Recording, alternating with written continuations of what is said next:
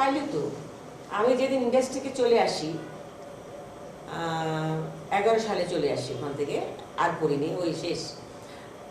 তার আগ পর্যন্ত আমি 34 লাখ টাকা ফিল্মে রেখে আসছি, মার কাট করে। পয়সা কম পাই আমরা, রেমুনারেশন তো হিরো হিরোইনের মতো পাই না। 34 লাখ টাকা রেখে আমি চলে আসছি। সেটা এগুলো পাননি না, পাবো কি করে, প্রশ্নই আসে না। আমার স্বামী যখন ক্যান্সার, যখন সে অসুস্থ, আমি আমার ডিরেক্টরকে টাকা পাই, পুরো ছবি টাকা পাই, এবং আরেকজনের কাছে টাকা পাই। তখন তো অনেক ছবি করি আমি, অনেকের কাছে টাকা পাই, একজনের কাছে পুরো টাকাই পাই, ছবি রিলিজ হয়ে গেছে অলরেডি। তা আমি বলছি, আমার ক্যান্সার ধরা পড়ার পরে তো আমার হাত পা কাঁপুনি।